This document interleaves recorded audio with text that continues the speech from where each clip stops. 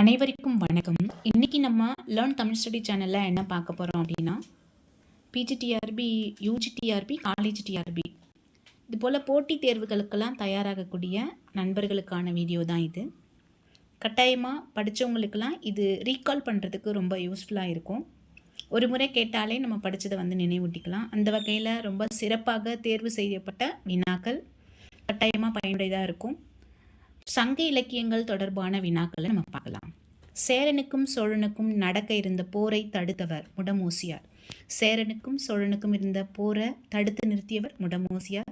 மேல்சாதி கீழ்சாதி என்ற பாகுபாட்டை கல்வி நீக்கும் என்ற பொருண்மையில் பாடியவர் யார்னா ஆரியப்படை கடந்த பாண்டிய நெடுஞ்செழியன். மேல்சாதி கீழ்சாதி என்ற பாகுபாட்டை கல்வி ஒன்றினால் மட்டும்தான் மாற்ற முடியும் அப்படின்ற செய்தியை சொன்னவர் ஆரியப்படை கடந்த பாண்டிய நெடுஞ்செழியன். ஒவ்வொரு பாட்டின் இறுதியிலும் திணை, துறை, பாடினோர், பாடப்பட்டோர், சூழல் பற்றிய குறிப்புகள் பொதுவாக இருக்கிறது. பார்த்திங்கன்னா புறநானூறு. இதே மாதிரி பாடல்களை பார்த்திங்கன்னா துறை, வண்ணம், தூக்கு இதெல்லாம் பார்த்திங்கன்னா நம்ம பதிற்று பத்துலேயும் பாடலுடைய இறுதியில் அமைஞ்சிருக்கும். பொதுவாக நம்ம பார்க்கும்போது ஒவ்வொரு பாட்டினுடைய இறுதியிலையும் இது என்ன திணை, என்ன துறை, பாடினவர் யார், பாடப்பட்டோர் யார் என்ற சூழல் பொதுவாக புறநானூறு பாடல்களுடைய இறுதியில் அமைஞ்சிருக்கிறத நம்ம பார்க்கலாம். உண்டால் அம்மை இவ்வுலகம், இந்திரர் அமிழ்தம் என தொடங்கும் பாடலை பாடியவர் கடலுள் மாய்ந்த இளம்பெரும்பழுதி. புறநானூற்றில் போர் பற்றி குறிப்பிடக்கூடிய ஊர்கள் என்னென்ன அப்படின்னா, வெண்ணி பரந்தலை, தலையாலங்கானம், தகடூர், காணப்பேரையில், வாகை பரந்தலை, கழுமலம் இந்த ஊரெல்லாம் பார்த்திங்கன்னா போர் நடைபெற்றதாக புறநானூறு சொல்லப்பட்டிருக்கு. அதே மாதிரி அகநானூறுலையுமே பார்த்திங்கன்னா போர் பற்றிய செய்திகள் மிகுதியும் சொல்லப்பட்டிருக்கும். நம்ம ஆப்ஷனை பொறுத்து தான் விடைகளில் தேர்வு செய்யணும். பரிபாடலில் காணப்படும் பண் வகைகள் பாலையாழ், நூதிரம், காந்தாரம் இதெல்லாம் பரிபாடலில் சொல்லப்பட்ட பண் வகைகள். 4 அடி சிற்றல்லையும் 40 அடி பேரல்லையும் கொண்ட 8 தொகை நூல்கள் அப்படின்னா புறநானூறு சொல்லலாம். 4 அடி சிற்றல்லையும் 40 அடி பேரல்லையும் கொண்ட 8 தொகை நூல் புறநானூறு. பண்டைய தமிழரின் ஆடை வகைகள், அணிவகைகள், படைக்கருவிகள், உணவுப் பொருட்கள் பற்றி குறிப்பிடக்கூடிய நூல் புறநானூறு. பண்டைய காலத்தில் எப்படிப்பட்ட ஆடை வகைகளை உடுத்துனாங்க, என்னென்ன அணிவகைகள் இருந்துச்சு, படைக்கருவிகளுடைய வகைகள், உணவுப் பொருட்கள் பற்றின செய்திகள் எல்லாம் புறநானூரில் சொல்லப்பட்டிருக்கு.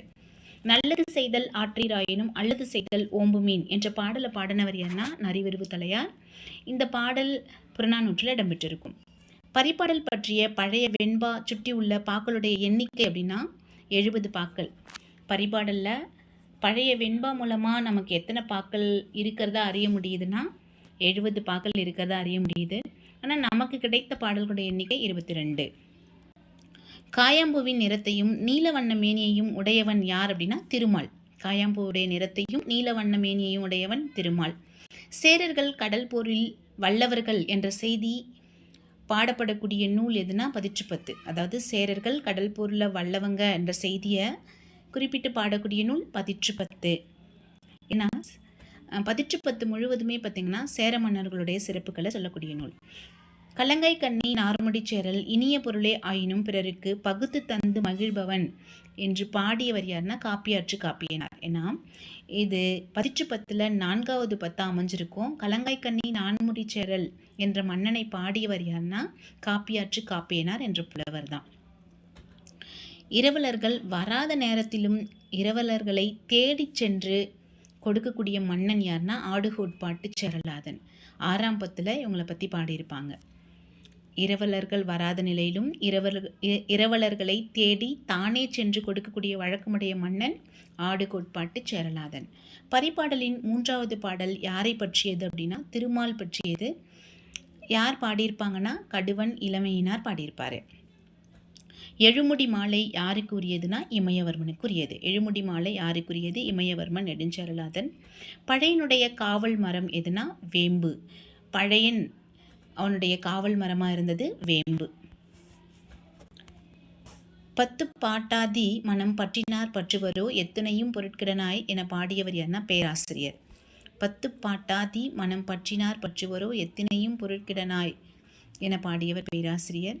பெண்களின் வீரத்தை புகழ்ந்து பாடக்கூடிய துறை மூதின் முல்லை. பெண்களின் வீரத்தை புகழ்ந்து பாடக்கூடிய துறை மூதின் முல்லை.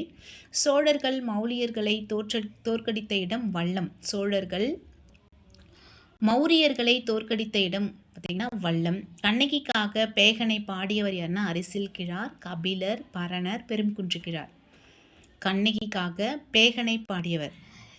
இது சிலப்பதிகாரத்தில் வரக்கூடிய கண்ணகி இல்லை, பேகனுடைய மனைவியாக இருக்கக்கூடிய கண்ணகியை பாடியவங்க அரிசில் கிழார், கபிலர், பரணர், பெரும்குன்று கிழார். நிலையாமை பற்றி கூறக்கூடிய திணை எதுனா காஞ்சி திணை. காஞ்சி அப்படின்னா நிலையாமை என்ற பொருளை உணர்த்தக்கூடியது.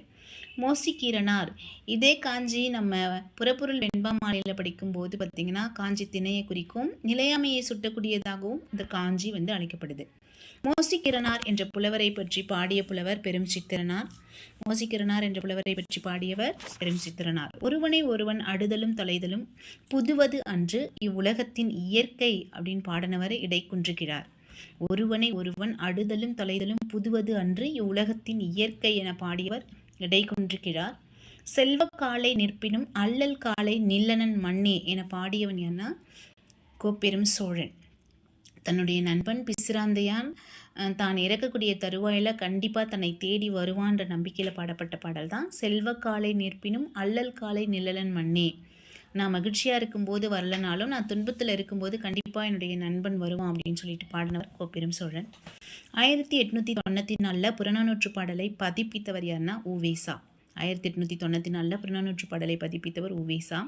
10 பாட்டை ஆன்றோர் செய்யுள் என்று குறிப்பிடுபவர் யாருன்னா நச்சினார்க்கினியர். 10 பாட்டு நூலை ஆன்றோர் செய்யுள் என்று கூறியவர் நச்சினார்க்கினியர். பல் யாகசாலை முதுகுடுமி பெருவழுதி வேள்வி செய்தலை குறிப்பிடக்கூடிய செப்பேடு வேள்விக்குடி செப்பேடு. பல் யாகசாலை முதுகுடுமி பெருவழுதி வேள்வி செய்ததை பற்றி சொல்லக்கூடிய செப்பேடு வேள்விக்குடி செப்பேடு. புறநானூற்றில் சுட்டப்படக்கூடிய 4 பெரும் தெய்வங்கள் என்னென்னா சிவன், கண்ணன், பலதேவன், முருகன். புறநானூற்றில் சுட்டப்படக்கூடிய 4 பெரும் தெய்வம் சிவன், கண்ணன், பலதேவன், முருகன். அதியமானுக்காக தொண்டைமானிடம் தூது சென்றவர் யாருன்னா ஔவையார். அதியமானுக்காக தொண்டைமானிடம் தூது சென்றவர் ஔவையார். கோப்பெரும் சோழனுக்கும் அவன் மகனிடம் தூது சென்றவர் யாருன்னா புல்லாற்று ஏற்றினார். கோப்பெரும் சோழனுக்காக அவன் மகனிடம் தூது சென்றவர் புல்லாற்று ஏற்றியனார் என்ற புலவர். நலங்கிள்ளிக்கும் நெடுங்கிள்ளிக்கும் இடையே தூது சென்றவர் யாருன்னா கோவூர் கிழார். நலங்கிள்ளிக்கும் நெடுங்கிள்ளிக்கும் இடையே தூது சென்றவர் கோவூர் கிழார். பரிபாடல் தெய்வ வாழ்த்து பாடலோட உட்பட காமப்பொருள் குறித்து உலகியலை பற்றி வரும் என்று கூறியவர் யாருன்னா நச்சினார்க்கினியர். அதாவது பரிபாடலில் தெய்வ பாடல் உட்பட காமப்பொருள் குறித்தும் உலகியல் பற்றியும் வரும் என்ற செய்தியை சொன்னவர் யாருன்னா நச்சினார்க்கினியர். பரிபாடலை பொறுத்த வரைக்கும் பார்த்திங்கன்னா அகமும் புறமும் கலந்த நூலாக நம்ம பரிபாடலை சொல்லுவோம். தெய்வங்களை எல்லாம் வாழ்த்தி பாடும்போது பார்த்திங்கன்னா அதில் அறியப்புற செய்திகள் இருந்தாலும் அந்த நீராடுதல் பற்றின செய்திகள் எல்லாம் பற்றி பேசும்போது அது அகத்தை உணர்த்தக்கூடியதாக இருக்கும். அதை தான் இங்கே நச்சினார்க்கினியர் குறிப்பிடுறாரு. மலையும் ஆறும் ஊரும் பரிபாடலில் வர்ணிக்கப்படுகிறது என்று சொன்னவர் என்ன இளம்பூரணர். மலையும் ஆறும் ஊரும் வர்ணிக்கப்படுகிறது எந்த நூல்னா பரிபாடலில். யார் சொல்லியிருக்காங்கன்னா இளம்பூரணர். பரிபாடலில் இன்று நமக்கு கிடைக்கக்கூடிய பாடல்கள் 22. ஆனால் பாடநூல் புத்தகத்தில் தமிழ்நாட்டு பாடநூல் புத்தகத்தில் 24 செய்திகளும் இருக்குது. ரெண்டுத்துலேயுமே நம்ம நினைவில் வச்சுக்குவோம். எது நமக்கு ஆப்ஷனாக இருக்கோ அதை பொறுத்து நம்ம விடையளிப்போம். பழைய பாடல்களின் உரை மேற்கோளாக கிடைக்கும் பாடல்கள் 2. பழைய பாடல்களில் உரை மேற்கோளாக நமக்கு கிடைக்கக்கூடிய பாடல்கள் 2 பாடல்கள் இருக்குது. சொற்சுவை பொற்சுவை சிறந்து பொருளின் இயற்கை அழகை நன்கு தெரிவிக்கக்கூடிய நூலாக நமக்கு எந்த நூலை சொல்கிறாங்கன்னா பரிபாடலை தான் சொல்கிறாங்க.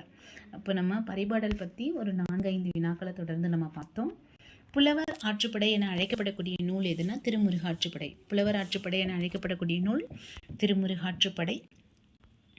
ஆற்றுப்படை இலக்கணத்தை தொல்காப்பியர் எந்த திணையில் சொல்கிறார் அப்படின்னா பாடான் திணையில் சொல்லியிருக்கிறாரு. ஆற்றுப்படை இலக்கணத்தை தொல்காப்பியர் எந்த திணையில் குறிப்பிட்டாரு? பாடான் திணை.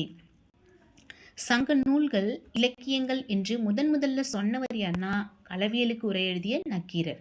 சங்க நூல்கள் இலக்கியங்கள் என்று முதல்ல சொன்னவர் இறையனார் களவியல் உரை ஆசிரியர் நக்கீரர். 10 முதல் 10 பாடப்பட்ட மன்னன் என்ன உதயன் சேரலாதன். பதிற்று பத்தின் முதல் பத்தில் பாடப்பட்ட மன்னன் உதயஞ்சேரலாதன். நமக்கு பதிற்று பத்தில் முதல் பத்தும் இறுதி பத்தும் நமக்கு கிடைக்கல. ஆனால் முதல் பத்து யாரை பற்றினது அப்படின்னா உதயஞ்சேரலாதன் பற்றியது. சேரநாட்டு நகரங்கள் என்னென்னா கொடுமணல், மாந்தை, பந்தர் இதெல்லாம் பார்த்தீங்கன்னா சேரநாட்டு நகரங்கள். சேரநாட்டு நகரங்கள்னா கொடுமணல், மாந்தை, பந்தர். சேர துறைமுகமான தொண்டியை துண்டீஸ் என்று அழைத்தவர் யார்னா யவன பயணிகள். சேர துறைமுகமான தொண்டிய துண்டீஸ் என அழைத்தவர் யார்னா யவன பயணிகள். அதிகன் என்ற பெயருடையவன் யார்னா அதியமான். அதியமானுக்கு தான் அதிகன் என்ற பெயர் இருக்கு. பாண்டிய நாட்டை சிறப்பிக்கவே பாடப்பட்ட நூல் என்னென்ன நூல்னா பரிபாடலும் கலித்தொகையும். 8 தொகை நூல்களில் 2 நூல் பரிபாடல், கலித்தொகை. இந்த 2 நூல்களிலுமே எந்த மன்னர்கள் சிறப்பிக்கப்படுறாங்கன்னா பாண்டிய மன்னர்கள். திருவரை என்பது எந்த ஊரை குறிக்கும் அப்படின்னா அழகர் மலை. திருவரை என்பது எந்த ஊரை குறிக்கக்கூடிய மலை? அழகர் மலை. பரிபாடலை பாடிய புலவர்களுடைய எண்ணிக்கை அப்படின்னு பார்த்தோன்னா 13. பரிபாடலை பாடிய புலவர்களுடைய மொத்த எண்ணிக்கை 13. பூதபாண்டியன் மனைவி கோப்பெரும்பெண்டு உடன்கட்டை ஏறிய நிகழ்வை குறிப்பிடும் நூல் எதுனா புறநானூறு. பூதபாண்டியனுடைய மனைவி கோப்பெரும்பெண்டு உடன்கட்டை ஏறிய நிகழ்வை பற்றி குறிப்பிடக்கூடிய நூல் புறநானூறு. 2 பெரு வேந்தரும் போர்க்களத்தில் சூடக்கூடிய பூ தும்பைப்பூ. போர்க்களத்தில் ஒவ்வொரு படை வீரர்களும் தனித்தனியே பார்த்திங்கன்னா ஒவ்வொரு பிரிவுகளாக பிரிஞ்சு பூக்களை சூடுறது வழக்கம். 2 பெரும் வீரர்களும் எதிரெதிரே நின்று போர் புரியும் போது ஒரே பூவை சூடக்கூடிய திணைன்னா அந்த தும்பை பூவை சூடக்கூடியது தான். இந்த தும்பை திணையில தான் தும்பை பூவை சூடி 2 பெரும் வீரர்களுமே எதிரெதிரே நின்று போர் புரிவாங்க. சேரநாட்டு நகரங்கள் என குறிப்பிடப்படுபவை கொடுமணல், மாந்தை, பந்தர்.